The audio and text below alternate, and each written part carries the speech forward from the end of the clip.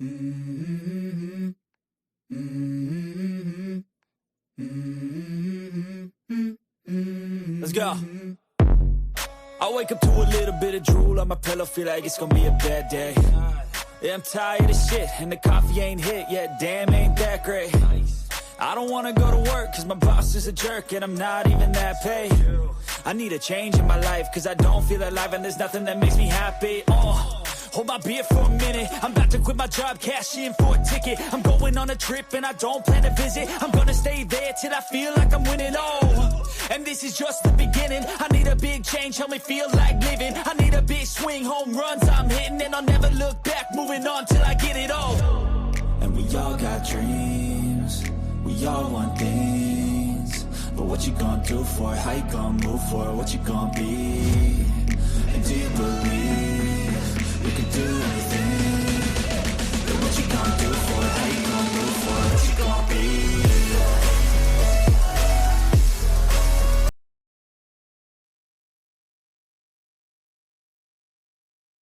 Hello, everyone. Thank you all for being here this afternoon. Thank you, thank you, thank you.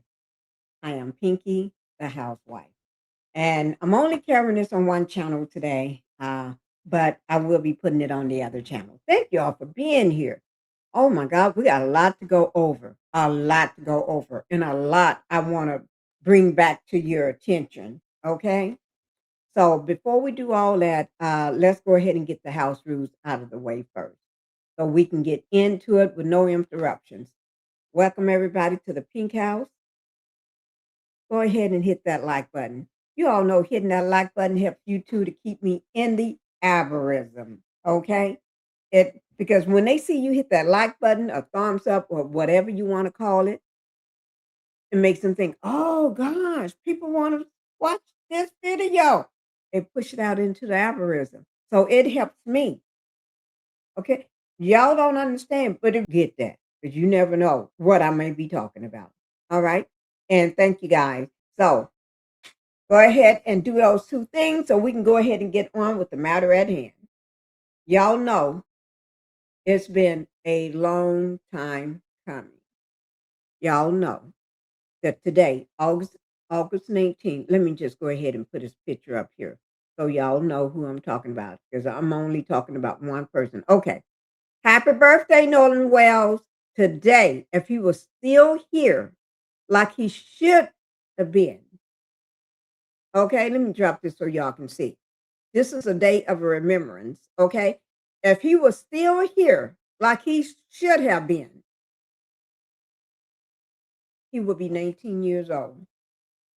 19, still a child, still a teenager, still can't be making no major decisions about anything. Mom and daddy still take care of and make the decisions. You may just agree with them, okay? And his beautiful family, Christine and Elmo. Thank you all. Thank you both for having such a beautiful son, a wonderful son that was, although he was taken too early from you and taken from the world, because I think he would have been, he was after great things. Great things was coming his way. Things, because everybody that mentioned his name, they talk about how his heart, how kind he was, how this and that. Everybody talks about it. Okay, everybody talks about how kind he was. He was a peacemaker, a giver. Yes, everybody talks about it. Yes, so that's what we're going to do today. All right, we're not going to let his death be in vain. We're not going to let the devils win. You know, them devils and demons. We're not going to let them win. But today, today is August 19th today. And also it's his birthday, marks what would have been Nolan Wells' 19th birthday, a day that should have been filled with laughter, his family telling him what to do, and he telling them, I'm grown now. Mom be saying, you ain't grown yet. Yes, I'm 19 years old. They be saying they grown and ain't even grown. Don't even know how to do nothing yet. Can't even wash their own clothes. Can't do nothing. And I'm grown now. It's the day that we should be celebrating His family should be celebrating. Instead, it's a day of remembrance. We're going to look back and remember him. Remember all the wonderful things he did and would do. You know what I mean? Even those so-called friends of his be trying to pretend like. And let me just say this. I think I was the one that coined the word so-called friends. Because when I got on the I'm going to take credit for it though, because I even threw up a thumbnail and called it so-called friends. Yes, I did. And that was a while ago, a long time ago. But anyway, I'm glad it's just like the Martell. We call him Demon Boy, the Demon or Demon Boy. That's it. Okay. Now we just got to find a name to call that officer Tatum. I had a list, but we're gonna have to look at that list that I had and see which one of those names that's gonna fit him quite well. Thank you so much.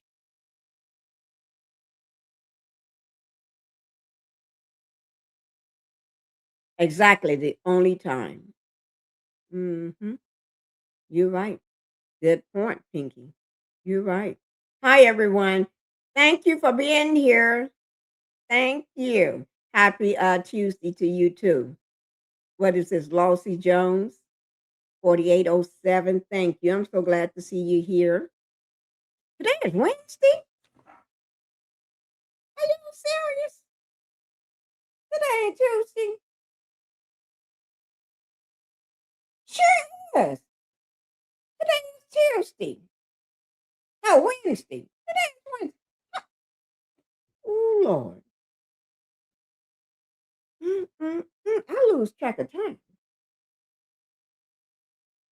Thank you, Leo lady, for letting me know. Because you know I lose track. I forget. You know, I know it's funny, but y'all know I forget the days of the week. I told everybody if I need a job, but I don't want to work for me. I'll work and give the money to someone or people that I think that need it. You ain't got to pay me, but you got to pay me to work there so I can give the money to other families. Okay?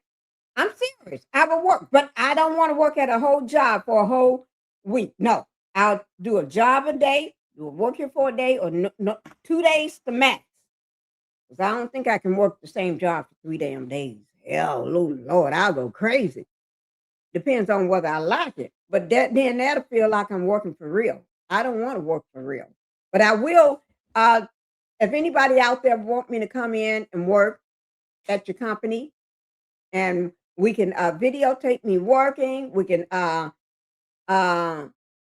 do the show with me there on the job working to bring eyes to your company, promote your company and everything. But you got to pay me because that money needs to go to somebody.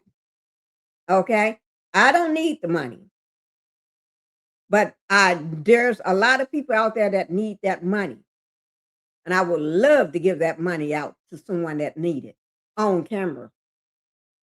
So that way y'all know that Pinkie ain't playing no games. She giving this money to somebody that need it. Only reason I know because I'm on grandmom duty. Oh, okay, you on grandmom duty. You did say that. Grandmom duty. Y'all, you was on grandmom duty yesterday, wouldn't you?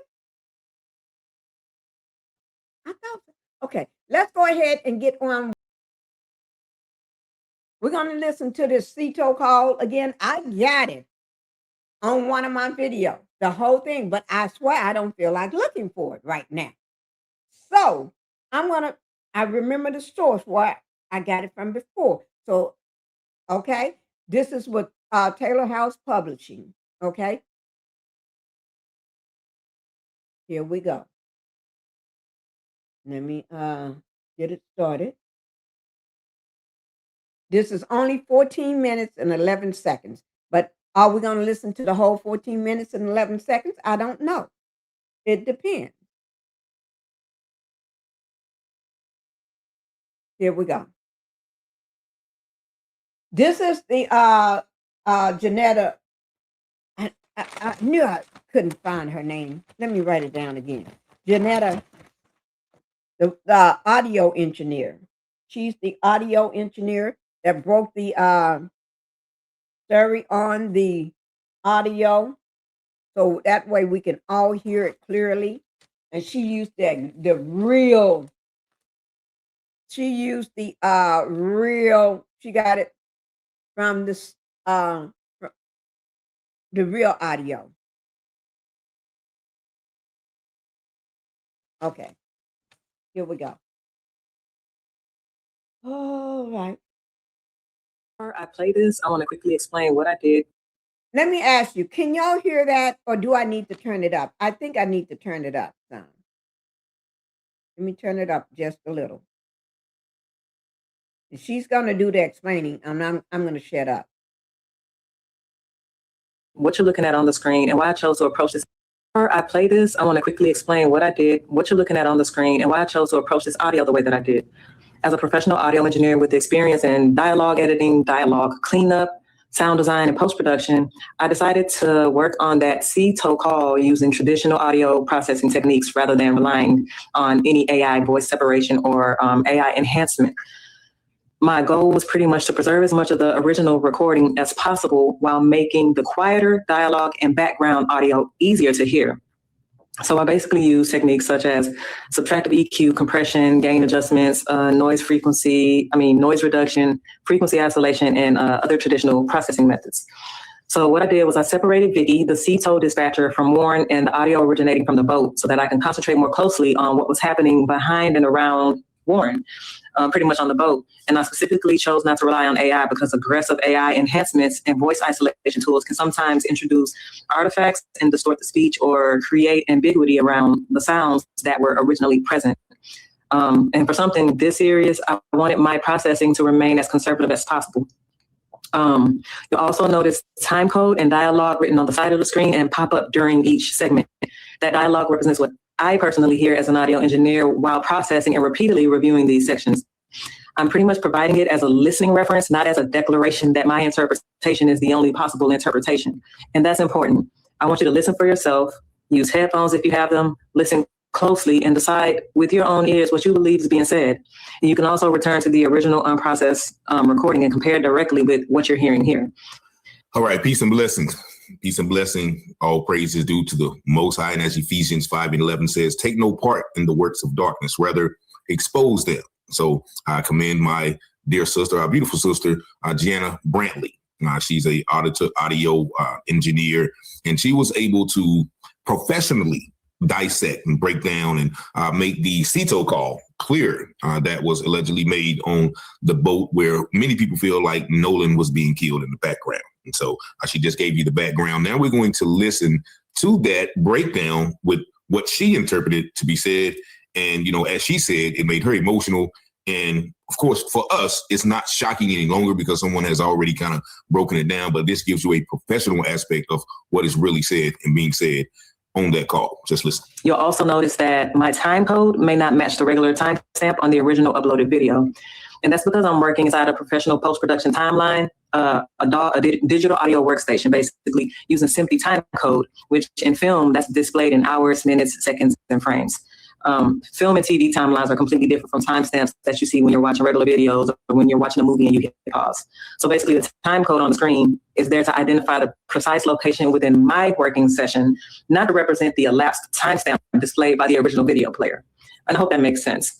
For this first video, I'm sharing only approximately 37 seconds of the call.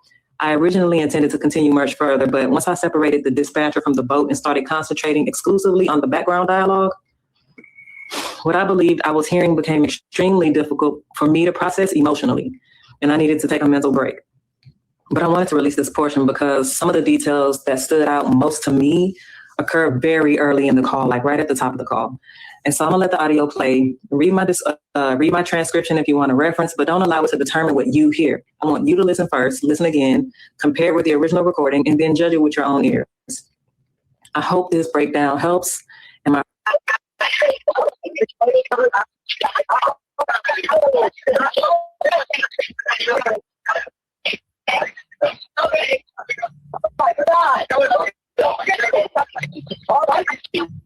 Hey, we're at the west tip of Horn, and our bilge pump stopped working. We're sinking. Can y'all please come? We have a membership.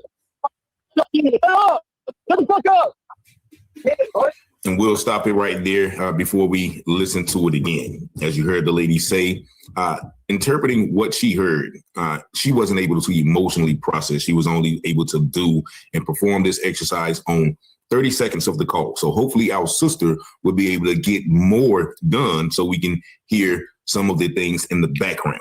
But from what I hear, she is spot on when they said, oh, is he really dead? And somebody says, do you think we can cover it up? And they said, and then the female voice said, is he really dead? And then somebody says, oh my God. Oh my God. And then at the end of the call, because you remember Warren kept referencing his buddy Bart. And at the end, he says, that's the name. That's the name that nobody's allowed to say anymore. If you notice, the boys, those young men don't say that name. They say, my friend, my buddy, the other guy. Now they just start calling him the other guy. They don't say his name no more. They stopped saying, why, excuse me, guys, messed up doing that first interview. Oh, I'm sorry. He messed up doing that first interview with Tatum, Taco Tatum, Tatum, whatever. But anyway, he messed up doing that first interview when he called his name, said his name, B-A-R-T. Then he started saying, my buddy, my friend. Yeah, and ever since then, he haven't messed up then. But whatever is happening is eating him alive. He looked like a shell of himself. Seemed like he ain't just, oh Lord, something is eating him up inside. That's what happens to you. The devil will eat you up inside. Because this is him. He's on the boat. Now you look at it. Now you look at it. There. Now. Oh my Lord. I tell you. Yep.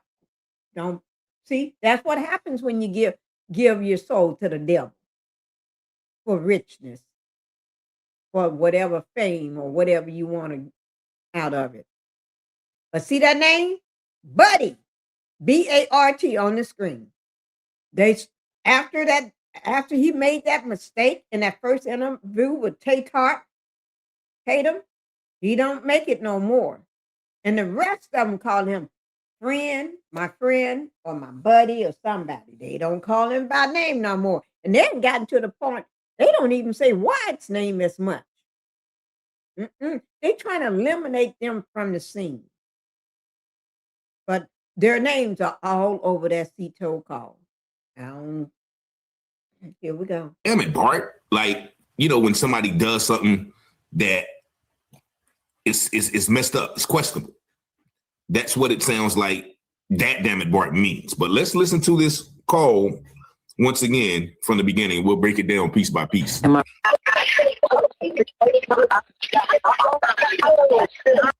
Can we cover it up? Yeah, I thought all about that.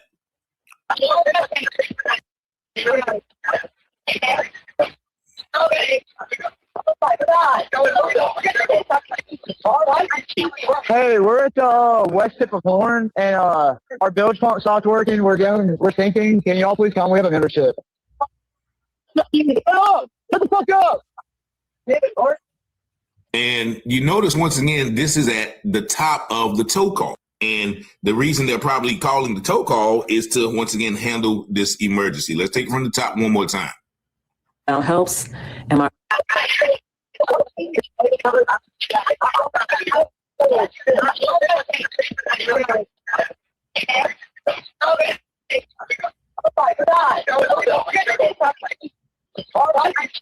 Hey, we're at the west tip of Horn, and our bilge pump stopped working. We're sinking. Can y'all please come? We have a membership.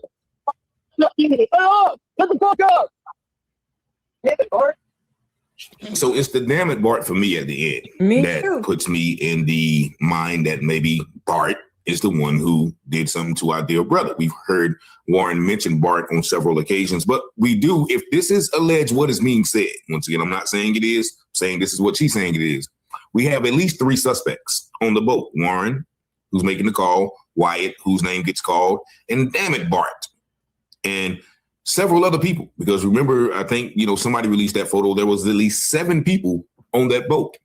And somebody else pointed out to me this right here. If you look at this picture, which is alleged to be the scene on the boat, where, once again, the boat is quote unquote. That looked like somebody's leg. That looked like a foot or shoe. You know what? Remember, they said when they found the body, it was fully clothed. Think about that. Why would somebody say that?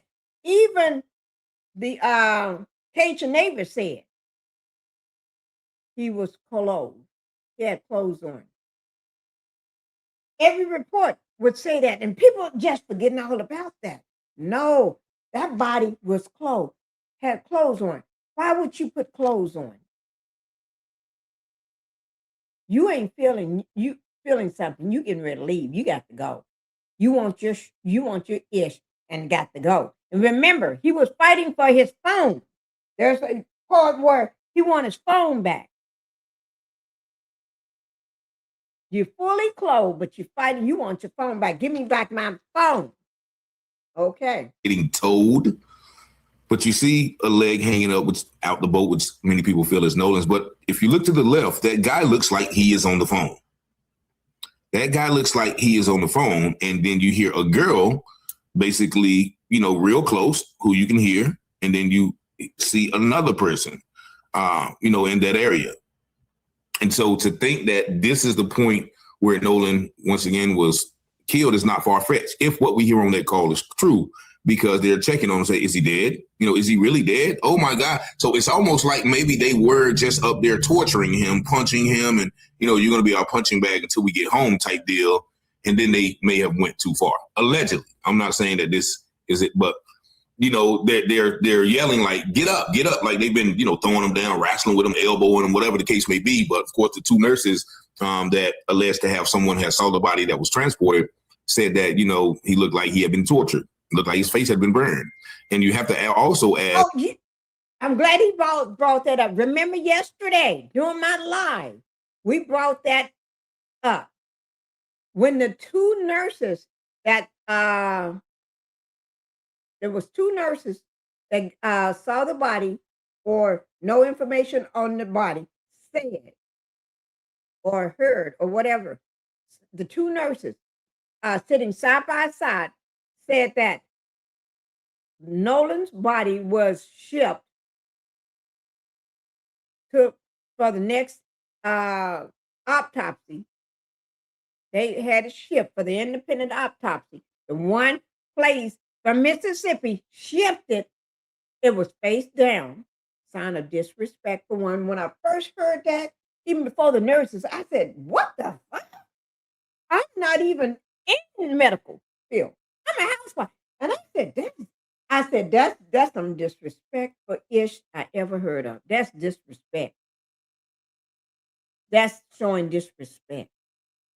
And they want you to know it. Not they trying to hide it. They want you to know that. Disrespect. And also the face looked like it's been burned. The body looked like it's been tortured. That means whoever did that autopsy, before they shipped that body, they made sure you get this body, and I'm showing y'all exactly. We are showing you exactly what we do to end like y'all. They're going to ship the body upside down, burn the face, and torture the body. Don't look at me like they ain't capable of such stuff like that. Y'all got to look at this is showing disrespect. This is showing this is what we do to end like y'all. This is what they're saying. That's in my opinion, because I know half of y'all ain't you ain't there yet. You ain't there yet. But this is my opinion, and it's allegedly. Okay, I know because half of y'all ain't there yet. It's gonna take a while for y'all to catch up. By the time y'all catch up, I'll be somewhere else on it. Okay, here we go. Why was the closed casket? Now, it could be because the coroner down there in Mississippi allowed the body to decompose. Nurses.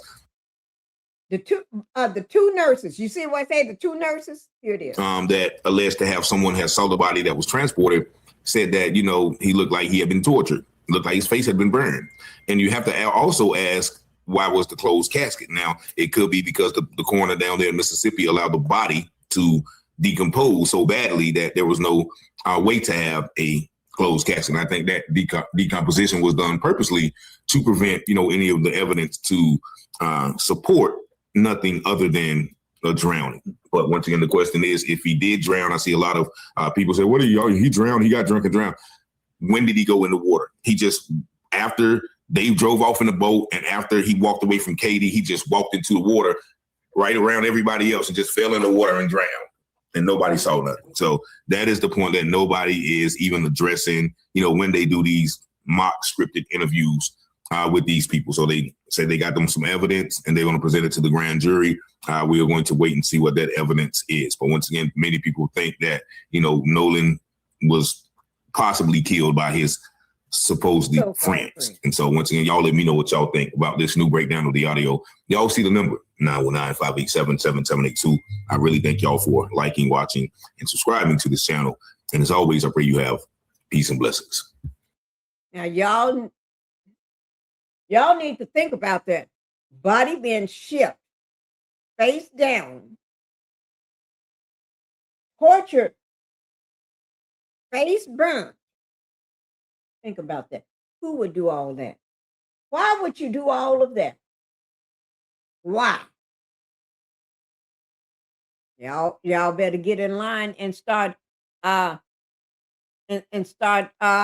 questions.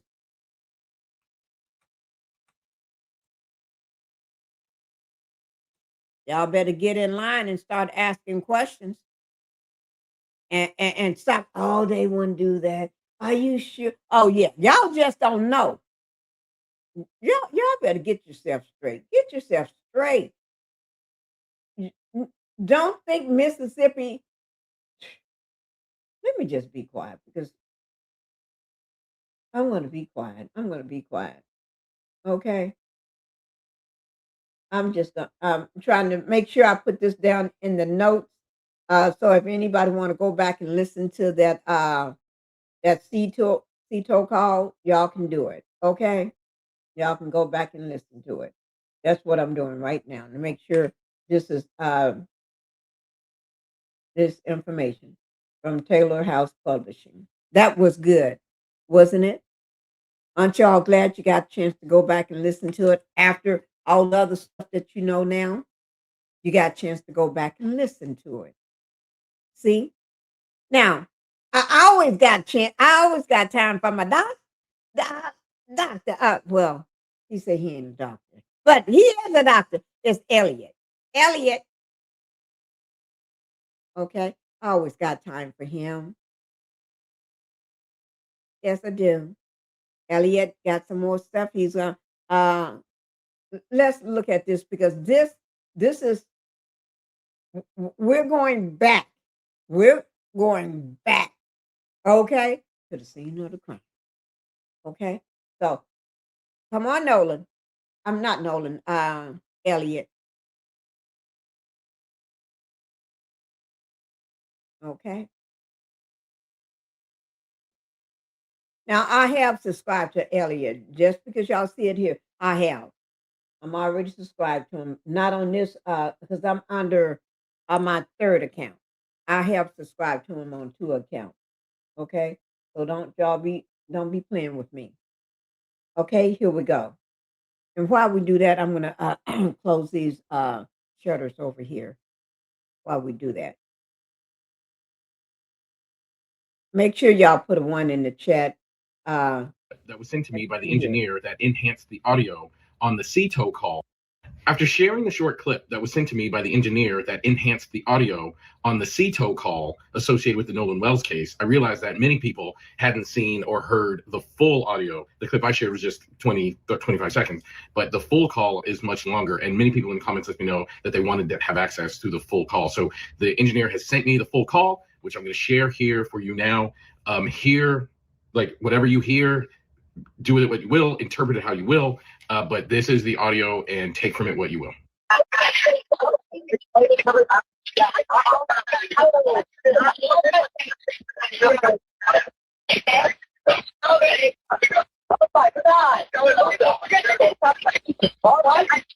Hey, we're at the west tip of Horn, and our bilge pump stopped working. We're sinking. Can y'all please come? We have a membership.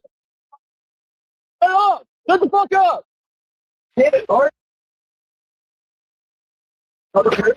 What'd you say? Hey. It's coming up. We're just thinking. I don't know. Like we're going down now. I don't know the phone number. It's either Jerry Atkerson. I think it's Jerry Atkerson. Try that. Everybody was on the phone. I know we have a membership, like guaranteed. Sure. I don't have the tag on here. It got ripped off.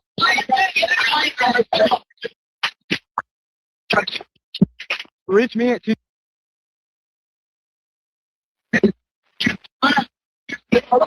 What? Yeah, everybody's off the way. What?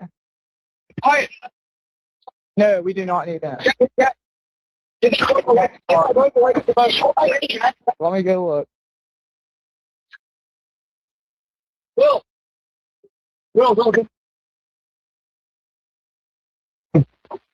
Hey, north. All right, are you ready?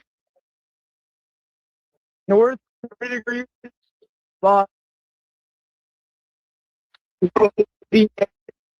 46.72.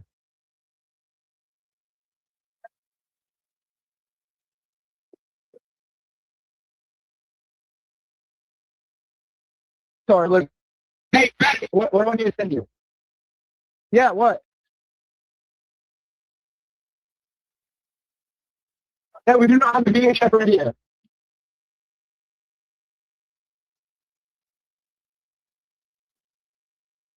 Okay, my coordinates are 30 degrees by 14.684 north, and then west by 88 degrees by 46.79.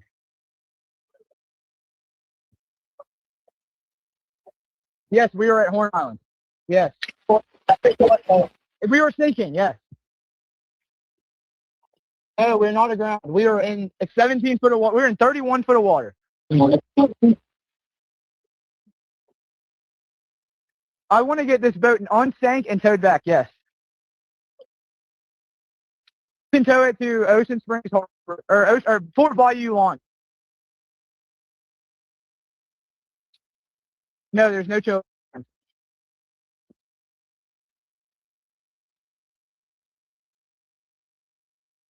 Hey, drop it off.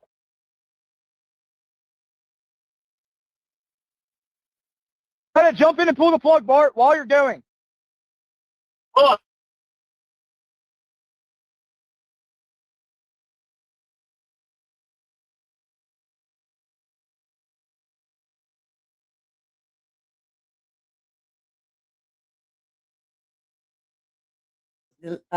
Muted. He said, I'll jump in and pull the plug. The name BART. Where you going? They say the name, but then nobody's allowed to say that name no more. Oh, they got it here. Hello. They got it here. Okay, what's going on? What's up? There are 0 adults on board. No. Nobody here is over the age of 21.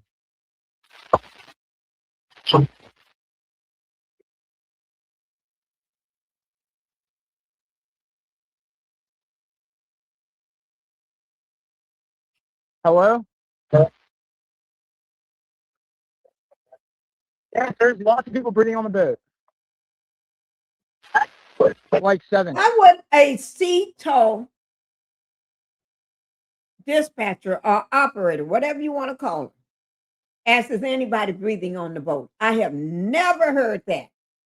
And I've been around boats, heard them talking on boats, from one boat to the other boat, telling you about bad weather coming up ahead or something going on up ahead, or don't go down to this island or whatever. I've heard many stuff, but I even when we're talking to them too, doing a call, I have never heard them say, is anybody breathing on the boat? That is a code word. Watch out for all these little code words. Is anybody breathing on the boat? Isn't that a strange thing? Isn't that a strange thing? Tell me, do that sound funny or strange to you all? Put it in the chat if that sounds strange to you. Or even when you do a replay, tell me, do that sound strange? Is anybody breathing on the boat? 1, 2, 3, 4, 5, 6. Yes, we have life jackets available. That's Triton, 22-foot offshore, 22-foot Triton offshore sea flight hull.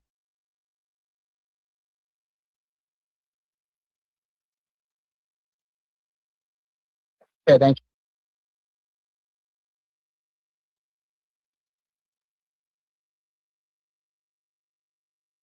Okay. There we go, guys. There we go. I had to show y'all that. I had to show y'all that. Mm-hmm. Mm-hmm. Y'all tell me right now, what do you think? I'm putting both of those back to back. So y'all, we got to remember, seems like we're forgetting where this thing started from. It started from that call, because to me, that call was an alibi.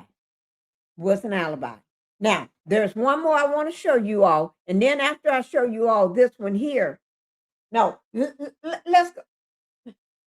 Let me see, do I want to show you this one first? Because when I show it to you, it's only going to be a few minutes of it. And probably not even going to be 10 minutes of it. And then after we get through listening to this, then we're going to hear from an unexpected person that you all didn't realize getting ready to say something. Y'all getting ready to fall out in your chair. That's what happened to me. I fell out in my chair. Yes, I did. Let me go ahead and bring this up. Because this, I only want a few minutes of this here, because I want to bring this to you all's attention before I put on the last video. And if y'all want to see the full interview of that, what's his name, Tristan Shepherd, y'all go watch my live from last night. I put it's on there. Okay. And I'm only going to play a few minutes of this, guys. Okay. This is Nancy Grace. I don't need the whole thing. I just need a few minutes of it, the very beginning of it. That's what we're going to listen to, the very beginning of Nancy Grace. And this is 3 hours ago, okay? 3 hours ago. Nolan Wells, an altercation with witness emerges, okay? Here we go. Just a few minutes of it. Because it's going to tie into everything. We're trying to tie these things together. We're trying to do a deep dive, tie together. My grandson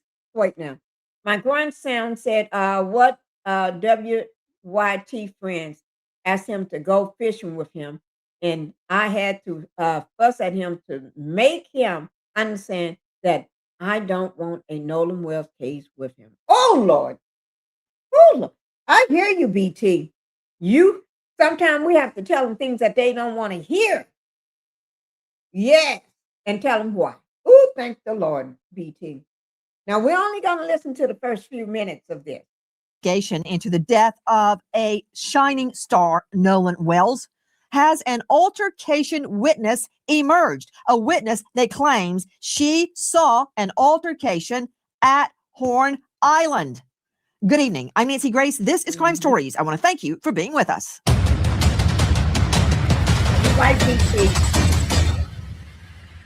A Nolan Wells phone evidence torpedo. 2 confirmed witnesses that saw Nolan Wells on the island around 6 p.m. The Triton, as you said, left around 4:30. What witnesses? Where? Who, what, where, why, and when? I have not spoken publicly about this before, but I witnessed an altercation involving Nolan Wells from a boat nearby. What I saw has stayed with me, and I believe it's important information. I have provided or intend to provide my account to the appropriate investigators because Nolan's family deserves the truth. Out of respect for the ongoing investigation, I won't speculate beyond what I personally observed. While I was on the boat near the area, I witnessed an altercation involving Nolan Wells and several other individuals. I saw what appeared to be an argument that escalated after there was a dispute involving Nolan's phone. I heard Nolan yelling for his phone to be returned. The argument continued after the group reached shore, and I observed a physical fight involving Nolan and multiple people. I also observed a young woman telling them to stop. At that point, I left the area because the situation had appeared to be getting worse. I did not remain long enough to witness what happened afterward. Everything beyond what I personally observed would be speculation, so I cannot honestly say what occurred after I left. Then she said she messaged one of the individuals that she saw, hey, I just want to say I was a passenger on another boat and I saw the argument between you guys and we'll go to the police with this information. I also have video footage. My husband doesn't show much, but it shows the argument that was taken and how you guys were upset at Nolan because of the young lady. That from Secret Service Sam on. You go and contact the people and tell them what you got. That's just like if something you just witnessed a crime, somebody unaliving somebody, but then you're gonna go and contact the person that just got through unaliving somebody and tell them what you saw. Don't make no sense. TikTok. Okay. How is this helping the investigation?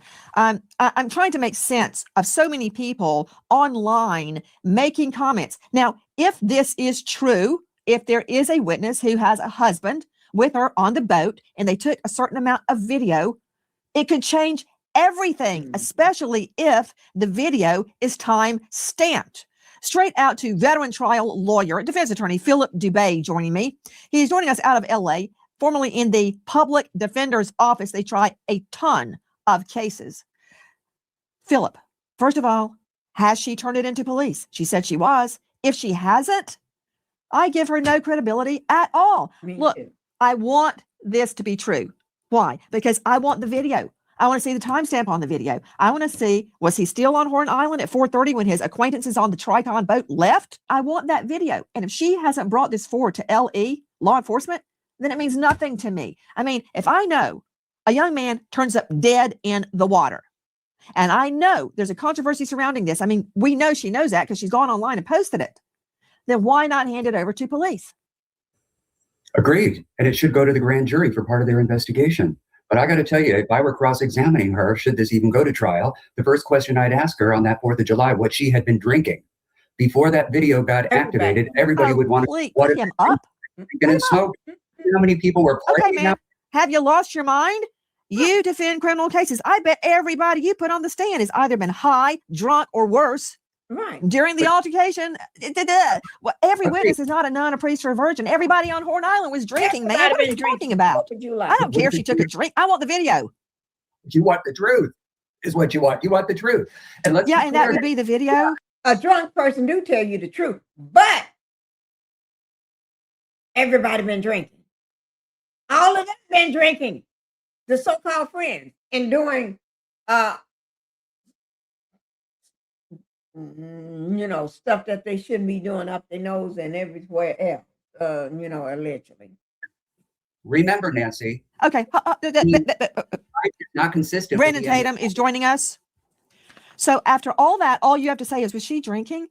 That's your takeaway from that? Joining me is Brandon Tatum. He's one person I really don't want to hear. I don't care what he got to say. I don't care what he's going to say. I'm not here. I ain't got time for the lies. I ain't got time for no doggone lies right now and spinning half truth. I just wanted y'all to listen to the first part of that. I ain't got time for tater tot. I don't have time for his broke down lies. I really don't. Maybe another day, maybe another time. But when you're gonna come out the boat, line already. I ain't got time right now. Today is not a day to test me right now on whether I want to listen to some lies. No, I don't. You're talking to the wrong person right now on that, and I'm not here for it right now. I'm not here for the lies. If you can't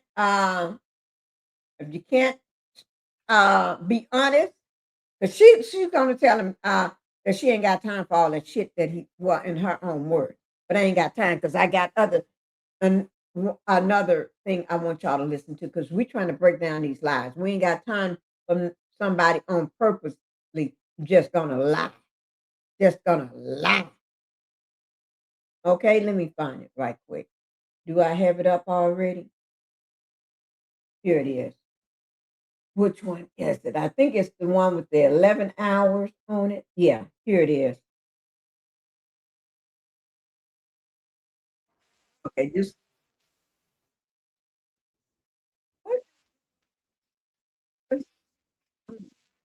okay. Okay, here it is, guys. Let me just get it ready for y'all. Okay. Let me just get it everything all together. Now, it's not like I'm going to tell y'all something. It ain't like I like this person at all. I can't stand it. Literally, I drag his ass every time I get a chance. But right now, it ain't about dragging him.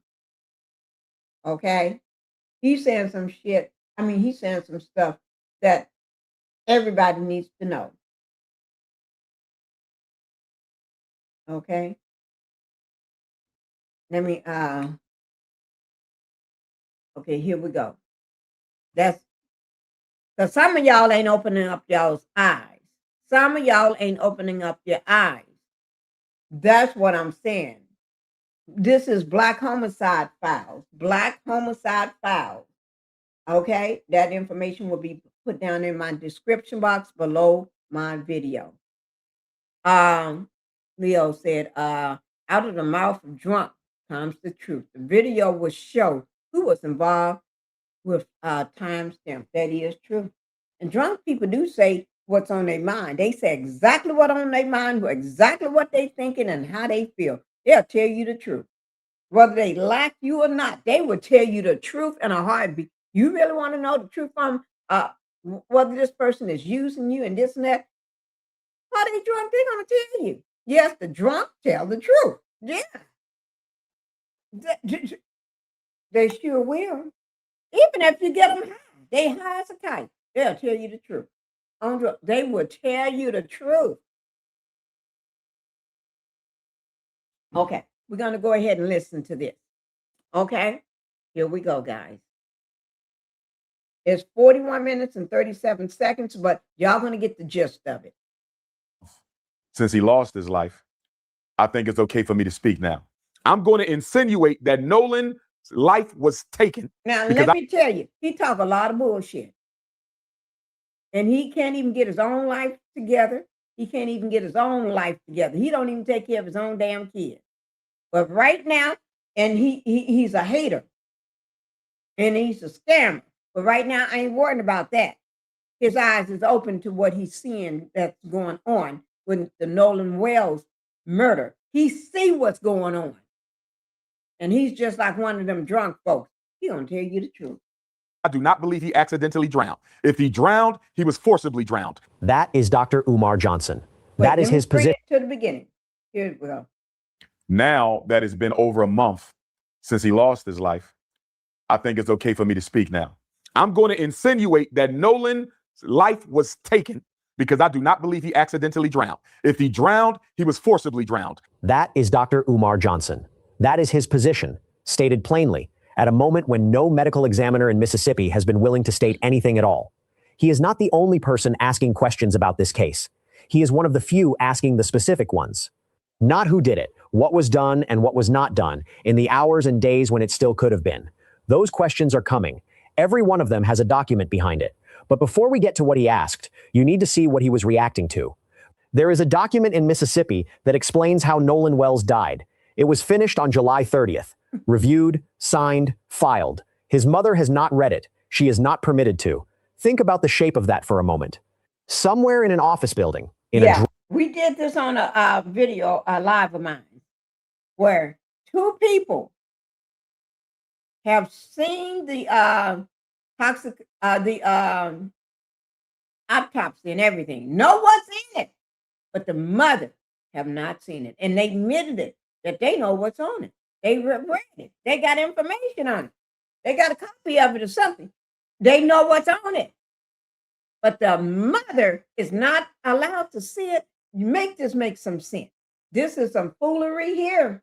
Drawer or a case file or a server, there is a piece of paper that answers the only question Christine Wansley has asked since the first week of July.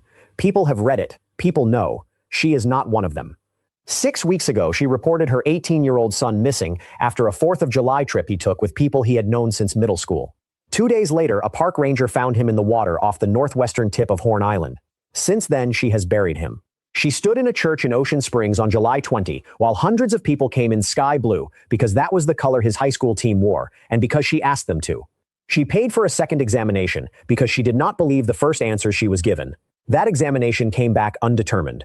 Not because the pathologist found nothing, but because the parts of her son that would have answered the question were never sent to him. She has watched a fake toxicology report about her child spread across the internet until state officials had to publicly denounce it as fraudulent. She has watched AI-generated videos of her own family circulate and started flagging them herself, and then someone filed an anonymous complaint against her nursing license. A grieving mother asked to defend her professional credentials by a person who would not put their name on the paperwork. The board closed it.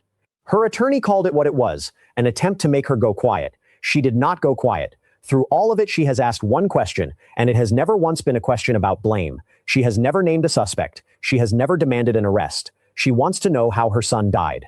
For a month, everyone with a microphone had something to say about this case. Millions of views were earned on a boy who cannot correct the record about himself. One voice stayed out of it. Dr. Umar Johnson said nothing for 4 weeks. This week he explained why, and then he spoke for over an hour. What he delivered was not a eulogy. It was a list of questions. Some of them hold up against the public record. Some of them do not, and we are going to show you exactly which ones and why. Because after a fraudulent document reached 1 million people, you should not accept anything less from anybody covering this case. But the ones that hold up are the sharpest questions anyone has put to this investigation. 8 of them, and nobody in Jackson County has answered a single one. Question 1, 3 boats went out. Only one has a timeline. So Warren sat down for an interview with White YouTube's Pet Monkey. And he said that they left for Horns Island the morning of July the 4th, and that it was approximately 30 of them spread across 3 boats. Approximately 30 youth spread across 3 boats. They all went to Horn Island together. They arrived at approximately 11:30. So they left around 9-ish, 8, 9-ish, whatever the case may be. They left the morning of July 4th. They arrived on White Devil's Horn Island at about 11:30. So 3. Love the way that he said, White Devil's Horn Island. And yes, Black Titanic. I feel the same way too. Something ain't right in this case, and it's foul play. Yes. Some foul stuff going on in this case. Exactly right. You're right. What did he say? Devil's Horn Island. Boats, 30 youth. They went together. I'm not clear on whether the 3 boats came back together or not. That's another question that I have, Art. Did they come back together the same way they left together? Because I'm treating all 30 of those white youth and all 3 of those ships as crime scenes and as suspects. All 3 ships are potential crime scenes. All 3 boats are potential crime scenes, and all 30 youth are potential suspects. Wait, let me just bring this down. My phone accidentally hit this. My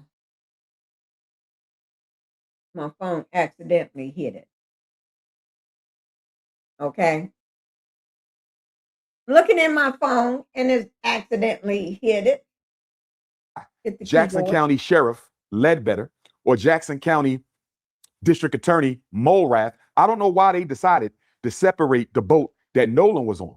Warren's boat, I don't know why they separated that boat from the other two for purposes of investigation and analysis, because those three boats operated as a team. And since they went out there as a team, and it hasn't been made clear to me whether or not they came back together as a team, all 30 white youth and all three boats should have been part of this investigation, not just the one boat. That is my first big issue with this case.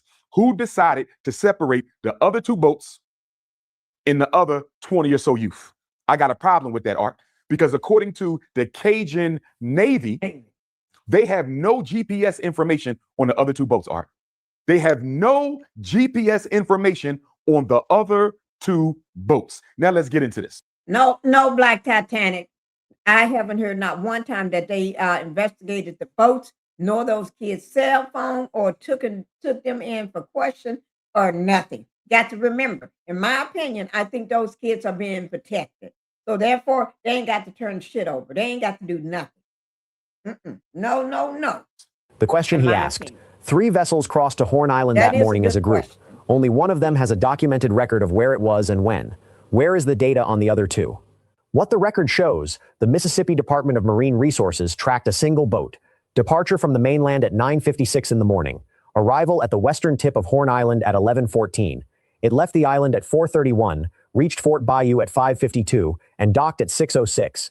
Those are the timestamps every account of this case is built on. Multiple boats. Wasn't this boat sinking? Taking in water? If the boat is sinking, what the hell? That's just like, oh, my car is running out of gas. I'm running out of gas. I'm on Freeway 75 in New York City. Well, do you need help? No, I don't need no help. You want me to send it? No, I don't need no help. And then when your car run out of gas, then you're going to be driving it all over town. Or you just got just enough to get you from that spot to home. But then you take this car all to New Jersey. You're going here and you're going there. But I thought your car was running out of gas. Or I thought your boat was sinking. I thought y'all was taking on water. But you declined help.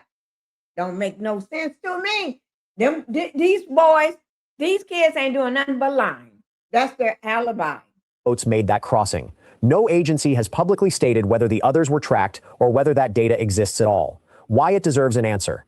Every timeline in this case comes from one vessel. Every news report, every video, every theory posted by a stranger who has never been to Mississippi. All of it rests on the movements of a single boat on a day when several were on that water. This is not a question about anyone's guilt. It is a question about whether the file is complete. And it matters because a family has been asked to sit quietly and accept conclusions drawn from a record that may only cover a fraction of what happened out there.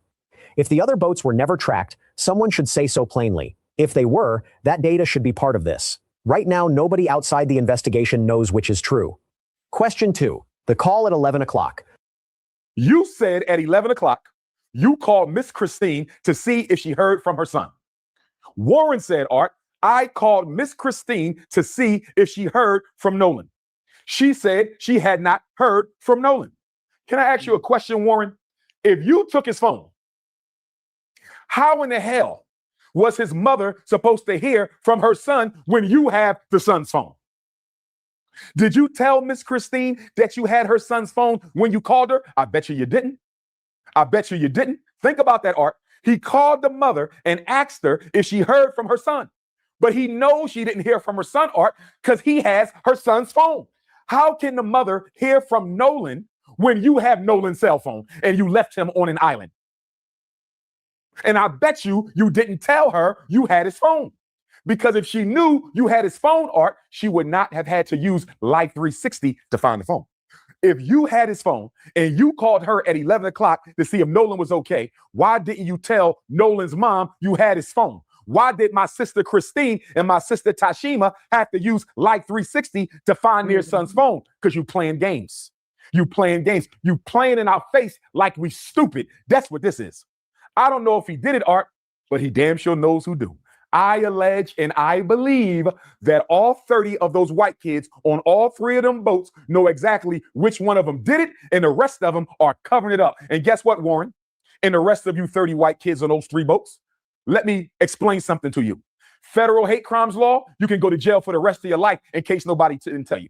Federal hate crimes law, you can go to jail for the rest of your life in case nobody told you. Guess what? The Emmett Till Anti-Lynching Act, you can go to jail for up to 30 years. And if Nolan was unalived by more than one person, that constitutes a lynching. That constitutes a lynching. So you can go to jail for up to 30 on the Emmett Till Act. You can go to jail for life on the Matthew Shepard James Byrd Hate Crimes Act. And in the state of Mississippi, Art, if you are an accessory after the fact, not accomplice. Accomplice means you participated in the murder. Accessory means you helped cover it up afterwards. If you are an accessory to the fact after the fact, Art, you can go to jail for up to 20 years, Mississippi law. So they can go to jail for up to 20 years, Mississippi law. Accessory after the fact, you helped to cover up the crime. You can go to jail for 30 years on the Emmett Till Anti-Lynching Act because more than one of you probably participated in Nolan's unaliving. And under the Matthew Shepard James Byrd Federal Hate Crimes Act, Art, they can go to jail for life. And this is why I need Nolan's step, pop, and coach to watch what comes out of their mouth and stop trying to help these white kids avoid accountability for what they did to Nolan. Because if the tables will turn, white folks are not going to try to help your child avoid any accountability. So stop the now. The question he asked, if Nolan's phone was already back on the mainland that night, what was his mother supposed to say when she was asked whether she had heard from her son? What the record shows, his friends say Nolan left the phone on the boat. Warren Hudson has said publicly that he did not know Nolan's passcode and that nobody touched the device until it was handed. That's a good idea, Leo lady. Ben Crump needs to make sure they get cell phone records of everybody, all of those young boys, so-called friends, all of them.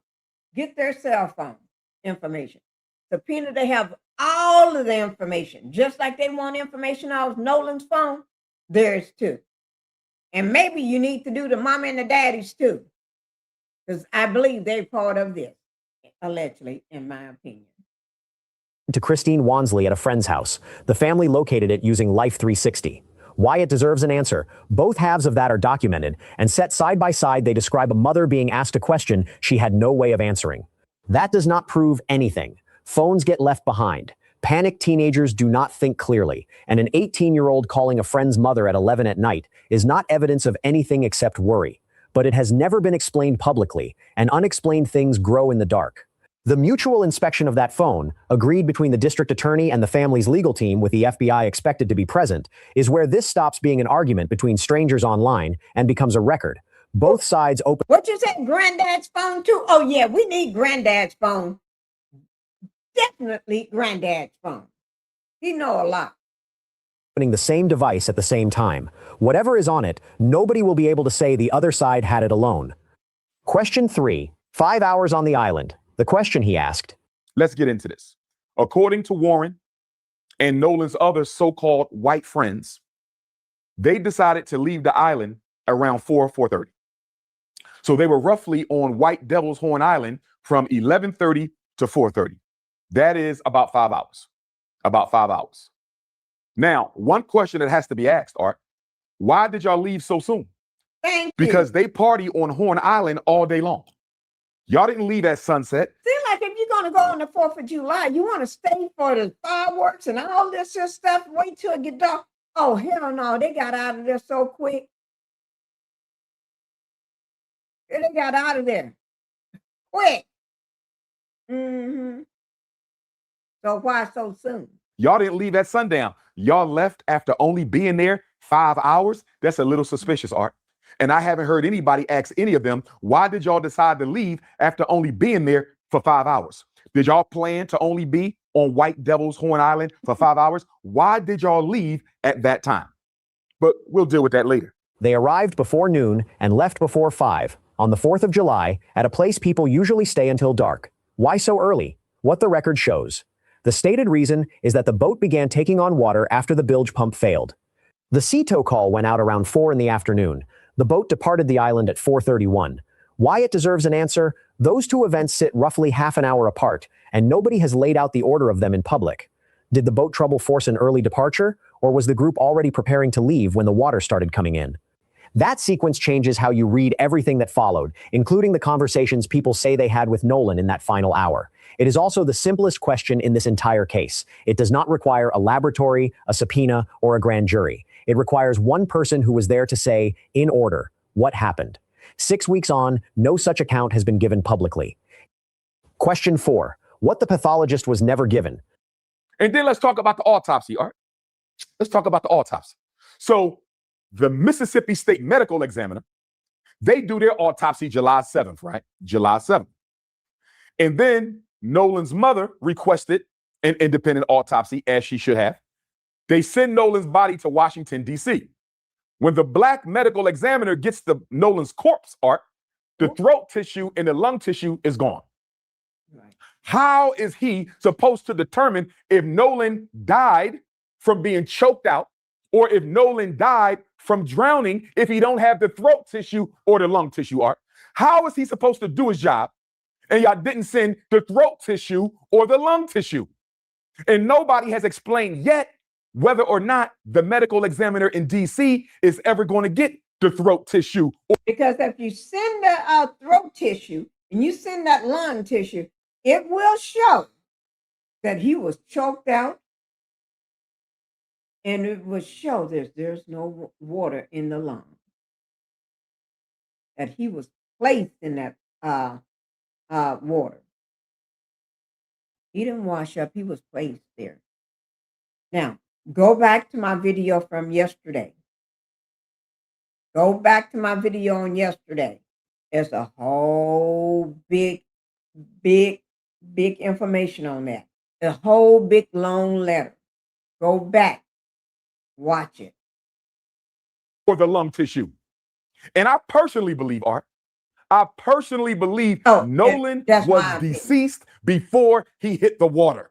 I believe Nolan was deceased before he hit the water. And the reason they held on to the throat tissue and the reason they held on to the lung tissue is they didn't want nobody to know that Nolan was murdered before he hit that water. Just like Emmett Till was murdered before he hit that water. Just like Dr. King's brother, A.D. King, was murdered before he hit that water. Remember, Art, when Dr. King's brother was murdered, Reverend A.D. King, they found him in a swimming pool. They ruled it a drowning. And then one of the paramedics said, what, Art? One of the paramedics who took Dr. King's brother out the pool, Art, said he didn't have no water in his lungs. The paramedic said he didn't have no water in his lungs, Art. And plus, A.D. King, just like Nolan, A.D. King, just like Nolan, was a great swimmer, Art. Was a great swimmer. They kept them lungs, I believe. They kept the lungs, Art, because they knew that those lungs would have provided evidence of the fact that Nolan may have been deceased before he hit that water. They kept the throat because it may have shown some trauma that Nolan may have gotten choked out. And then you got the red substance right there around the back of the head that the DC medical examiner discussed. We don't know if Nolan got hit in the back of the head. We don't know if the blood simply drained to the back of the head. But here's the thing, Art. They say Nolan was found face down in the water. Nolan was found face down in the water, Art. Not only that, Nolan was transported face down to Washington, D.C. So guess what, Art?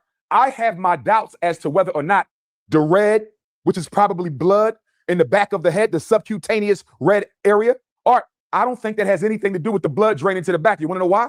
Because he was found floating on his face. And he was sent to Washington, D.C. on his face. He was floating on his face. They was found face down, the body. Then during transport, he was transported face down. Make it make sense. So the blood couldn't have went backwards, Art. I believe Nolan got hit in the back of the head, and it was that hit that cost him his life. It was that hit that cost him his life. It was that hit that cost him his life. Now, with that being said, Art. The question he asked, how is a medical examiner supposed to determine whether someone drowned or was choked when the throat and the lungs are not on the table in front of him? What the record shows. Dr. Roger A. Mitchell Jr., president of the National Medical Association and former chief medical examiner for Washington, D.C., examined Nolan on July 10th. He wrote that he could not observe the airway and lungs. He wrote that portions of the neck had been retained. Why the 10th? You got the body on the 6th. Why you have to wait that long when you know this is very important? This is a very important case. Very important case. Why You got the body on the 6th, but you wait all the way to the 10th to do your examination. Why? Why? Somebody needs to ask that question. Why? During the state autopsy and were never released with the body. And he wrote that as a result, he could not rule out injury to the neck as a contributor or a cause of death. Both Mitchell and Dr. Judy Melinek, a board-certified forensic pathologist with no connection to this case, have been clear that retaining tissue in a high-profile or suspicious death is standard practice. Not a conspiracy, not a cover-up. Exactly what a medical examiner is supposed to do. Why it deserves an answer. Standard practice explains why the tissue was kept. It does not explain what has happened since. A mother did not believe the answers she was given, so she paid for her own examination. What she received back was a document that reads, in significant part, as a list of everything the pathologist was not permitted to look at. He has formally requested access to the retained tissue. That request has not been publicly answered. The evidence has not been destroyed. It is preserved in an office in Mississippi. A credentialed physician has asked to examine it. Somebody could say yes. Question 5, why the dispatcher asked if anyone was breathing. Let me get to the infamous call, and I'm going to wrap this up. They called the CETO company at 4 o'clock. We already talked about the background noise that the audio engineer, our beautiful black sister, Jeanette Brentley, cleaned up. Sounds very suspicious, Art. It sounds like they may have been in the act of unaliving Nolan Wells when they made the call. It sounds like they may have been in the act of unaliving Nolan Wells when they made the call, Art. Allegedly. And guess what, Art? That would make perfect sense. You want to know why? Because the call was bogus. Nothing was wrong with that shit. This is my allegations. This is my belief and my allegations, and I'm standing on it. Nothing was wrong with the boat, Art, and I'm going to explain to you how we know this. Nothing was wrong with that boat. They made that call because they needed an alibi, Art. They needed an alibi. So if Nolan Wells, when Nolan's body was found, Art, if they were able to determine the time of death, when Nolan's body was found, and if they were able to determine the time of death, they say, wait a minute. Nolan was unalived at 4 o'clock. Guess what, Art? They could say our boat was sinking at 4 o'clock and we was on the phone with CETO. The phone call was an alibi, Art. The phone call was a decoy. The phone call was a bait and switch. There was nothing wrong with that boat, Art. So listen. That's why they needed, that woman asked, is anybody breathing? Anybody breathing? How many adults is on the boat? And everything. She was asking questions. You're thinking, what the hell? What the hell? Because she needed to know. Was he still alive? Oh, that Mississippi is going to find all the audio engineers they can find, Art.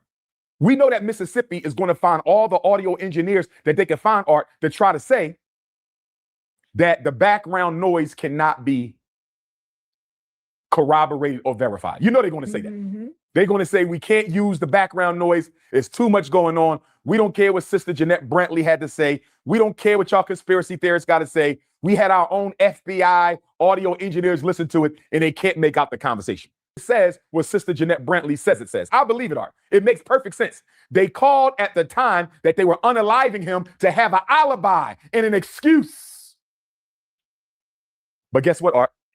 Even if they throw out the background noise, I believe we still have probable cause to arrest all 30 of those white kids. And I'm going to tell you why, Art.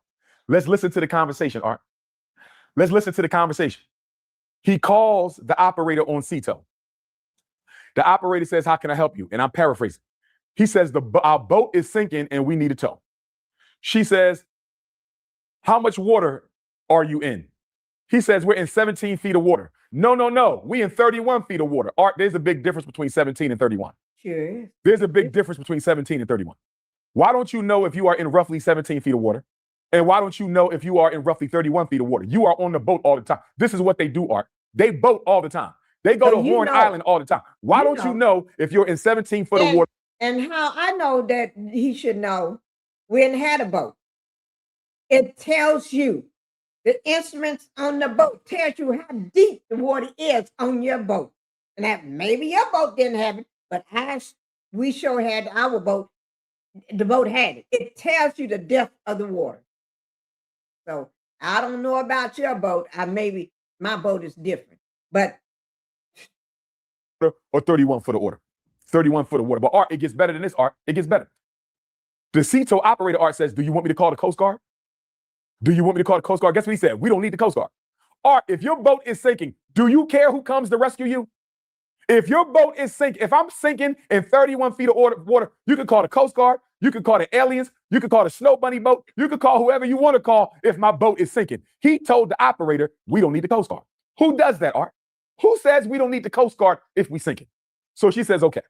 She says, how many adults are on the boat? Pay attention to this, Art. We caught him in another lie. Listen to this.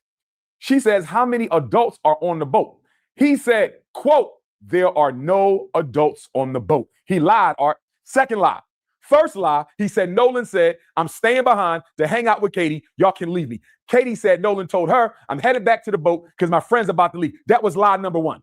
That was lie number one. You lied and said Nolan said he was going to stay behind with Katie. That was a lie. Lie number two, the CETO operator asked you, how many adults are on the boat? He said there are no adults on the boat, Art. Why did he lie? Why did he lie? She said, how many people on the boat? He said, everybody on the boat is under 21. Art, she said, that was not my question. Art, she begged him to tell her how many people are on the boat. She said, that's not my question. How many people are on the boat? She said, is anybody breathing on the boat? He said, a lot of people breathing on the boat. She said, is there anybody living on the boat? He said, yes, people are alive on the boat. Art, I would like to investigate her.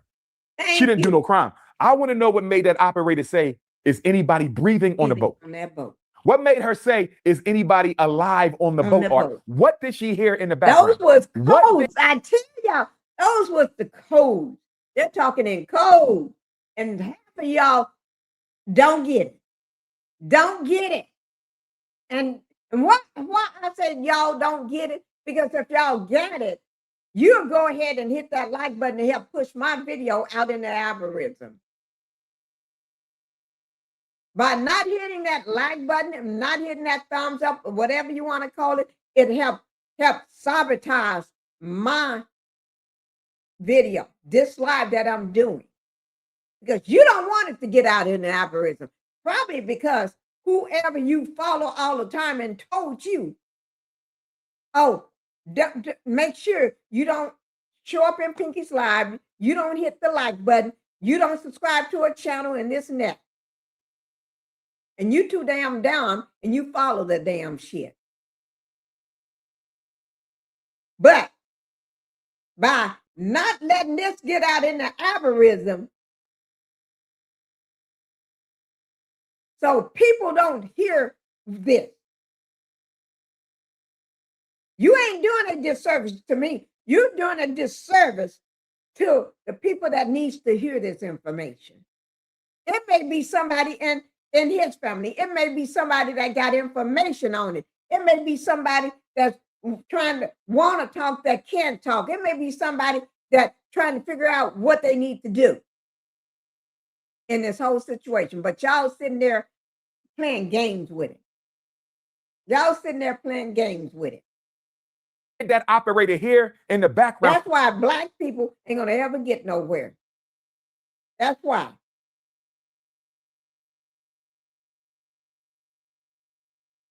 To make her ask him, is anybody breathing on the boat? On the boat. That don't sound like a regular question. And then she said, is anybody living on the boat? It's almost like she could feel something was going on. I would love to know if those were standard questions, Art. I would love to know if those were standard questions or if she had a hunch that something fishy was going on. Now check this out, Art. She asked him a third or fourth time. He would not answer the question, Art. He would not answer the question. How many people are on the boat? Guess what he said, Art? Like 7. That don't. Like a man don't say 7. the word like. Art, the boat only holds 8. They went out there that morning with 8. 7 Caucasians and Nolan. 7 Caucasians and Nolan. Art, they left with 7, right? When she said how many people on the boat, Art, why did he say like 7? Why didn't he say 7? It's only 7 people. Why couldn't he say 7? Why did he? That's something a woman would say, a young girl, teenager say, like this and like that and like everything is like. But he's saying like because he don't want to say, oh, he's still alive.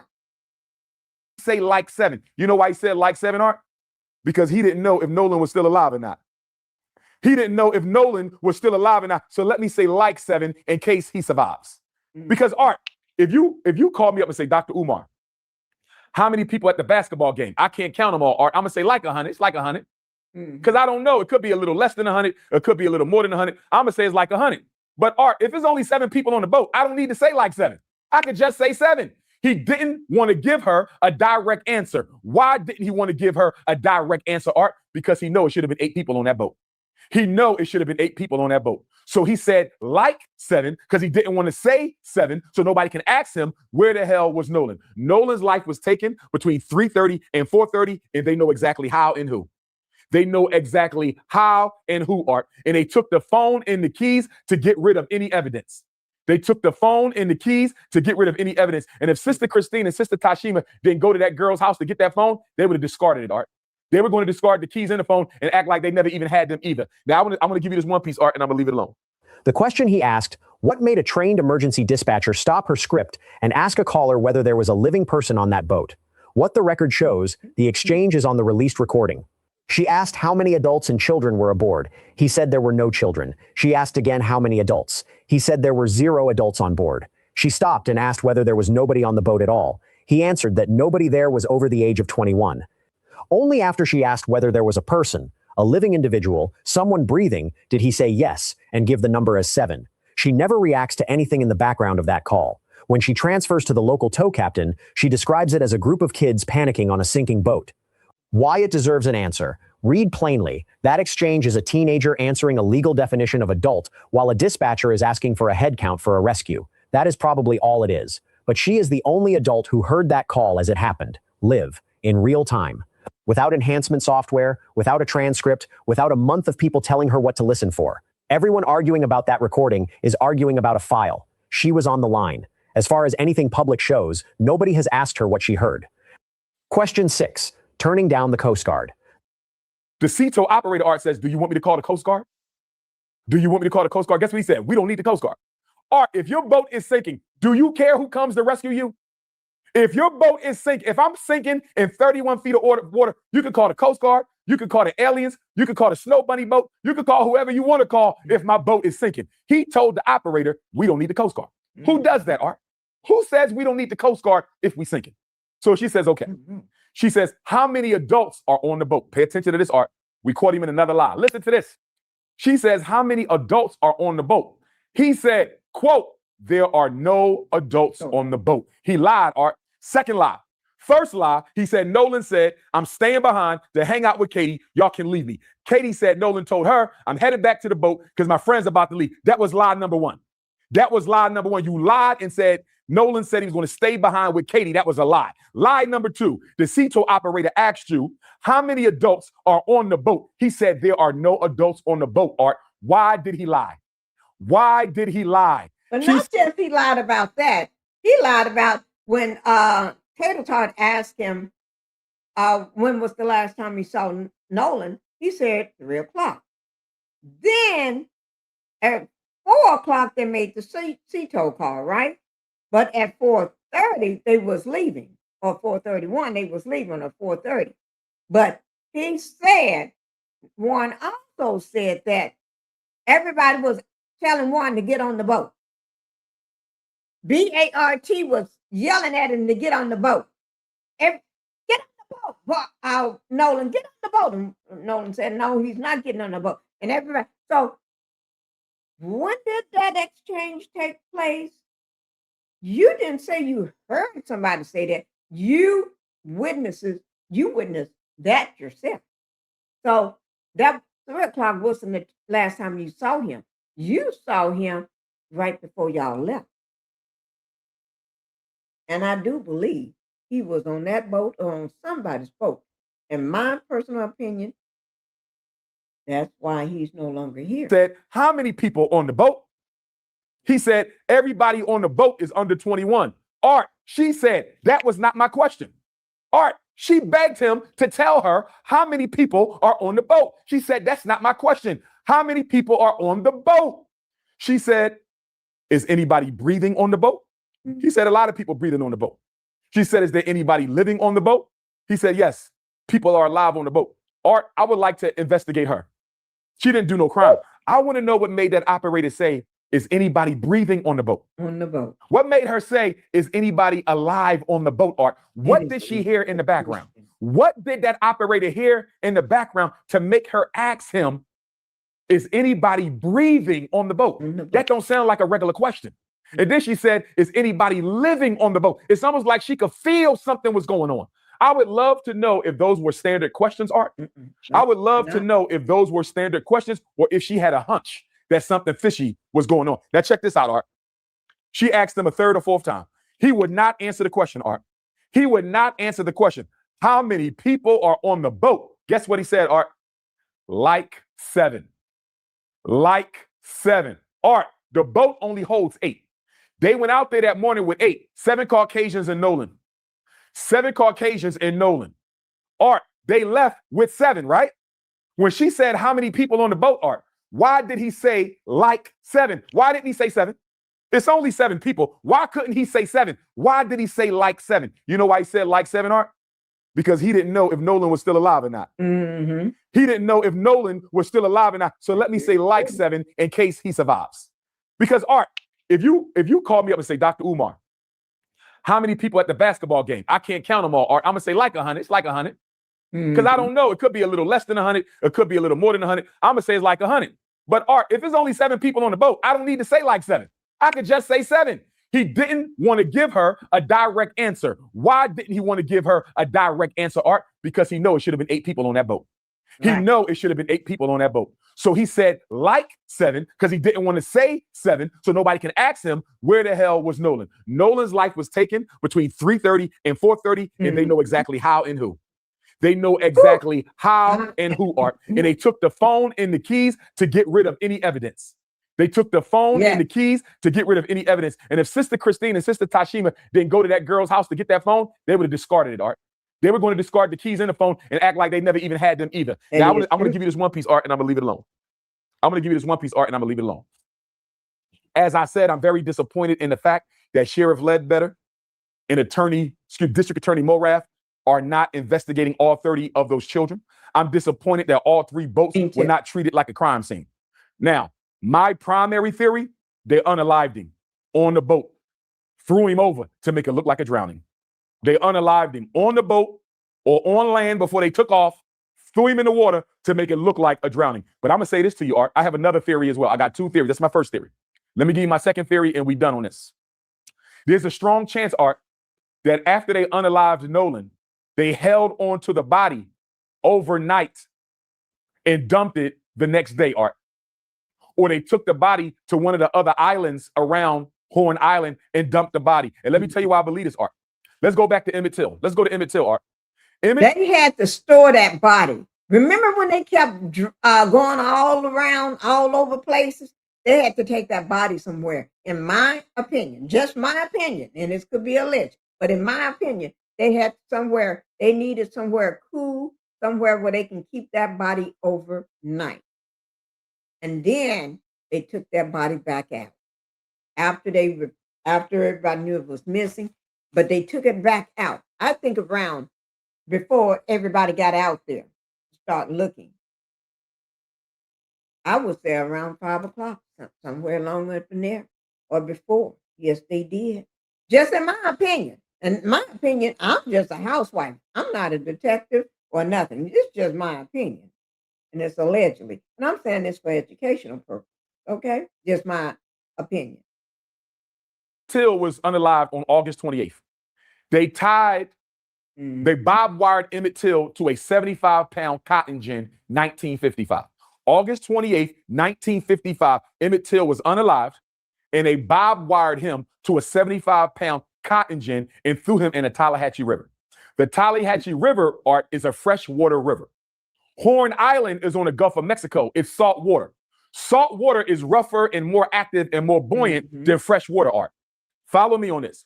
Emmett Till got thrown in the Tallahatchie, barbed wired to a 75-pound cotton gin, Art, and his body made it up to the surface on August the 31st. Even though he was tied to a 75-pound cotton gin in a river, his body floated up to the surface in 3 days, Art. Emmett Till was 14. Nolan Wells is 18. If Nolan Wells was unalived and dumped immediately on July 4th, Art, we should have saw his body on July 5th. If Emmett Till's body can make it to the top in 3 days, tied to a cotton gin, Art, why did Nolan Wells' body only surface the morning of July 6th? I think there is a strong possibility they held onto his body, Art, because they were afraid that if they dumped it immediately, it would surface too soon. If they dumped Nolan's body too soon, it would have surfaced before they were ready. That body could have floated back, Art, before they made it back home. They all go to jail. They could have held onto his body, Art, and dumped it on July 5th or dumped it the morning of July 6th. Because according to science, Art, Nolan's body should not have surfaced for 3 days. Or, according to what happened to Emmett Till, it should have surfaced within a day. The fact that it took Nolan Wells' body 41 hours before we saw it, I think that body might have gotten dumped, Art. I think they might have held onto Nolan Wells' body and dumped it a day or two later. And that's why the other two boats are important to the investigation, Art. How do we know Nolan wasn't unalived on one boat and held on a second boat? That is true. How do we know that? How do we know a second boat There's didn't take Nolan on Wells' each boat where you there's a thing where you can keep your fish, like fresh fish when you catch them, cool down up under. How do we know that they didn't put his body down there to keep it cool, or take it to some other place and keep it cool? Or you never know. corpse to one of them other islands, and then the body floated back, Art. Why are we not investigating all 3 boats and all 30 white children? Why is Mississippi not investigating? Why is Ledbetter not investigating? Why are nobody in Mississippi investigating this? You know why? Cover up. Just my opinion. And, just my opinion. Cover up. I'm going to tell you like this. For that boy to not tell that CETO operator how many people was on that boat, and she asked him 3 times, and the fact he lied and said there was no adults, and then he still didn't answer her question and said everybody under 21, and she had to repeatedly say that was not my question. Why are you unwilling to tell her it's only 7 people and not 8 people? Last thing I'm going to say, Art, shout out to Tyler Perry, Terrell Owens, Colin Kaepernick for helping to pay for the funerals, autopsy, as well as reward money for information leading to an arrest. But guess what, Art? That reward money needs to be more than $175,000. Mississippi is the poorest state in America. 1 in 4 people live in poverty. We need that reward money, Art, to go up to $1 million. I need LeBron James, Rihanna, Tiger Woods, Venus, Serena, Kanye. Get that reward money up to $1 million, Art. We need the reward money up to $1 million so those white folks will start talking. $175,000, Art, is not enough money. We need $1 million. Guess how they found the 3 civil rights workers in Philadelphia, Mississippi in 1964, Art? Remember the Ku Klux Klan murdered those 3 workers? Cheney, Goodman, and Swerner, Mississippi burning? Mississippi burning? Guess how they found out? An undercover FBI agent tipped off the FBI to where those 3 bodies were buried. Do the FBI have any undercover officers operating in this case? Does the state of Mississippi Bureau of Investigation have any undercover officers operating in this case? We need some undercover agents to weave into the lives of these young people and find out exactly what happened to Nolan Wells. And that's why Benjamin Crump and Al Sharpton need to demand a federal takeover of this investigation immediately. Thank you. Woo! That is true. I told you. Now, let me just tell y'all guys. I told you, I'm not a fan of Umar Johnson. Umar. I'm not. I drag him whenever I get ready, okay? And I dragged him many times in the past. But the man is on to something when it comes to this. He may not know how to take care of his own life.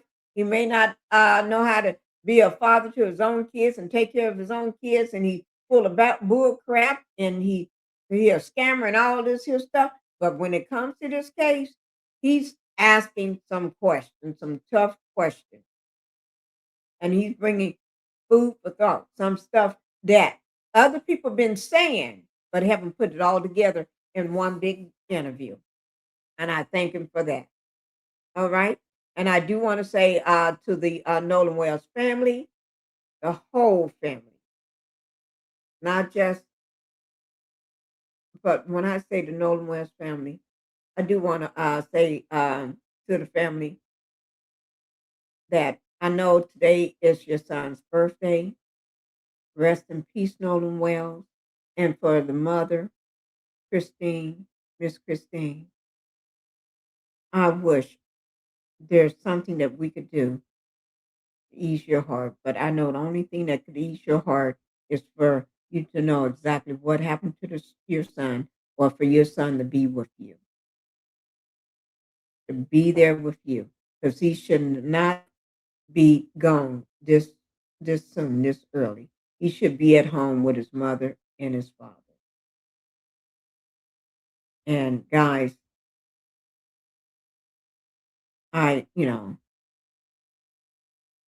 prayers go up to both the mother and father.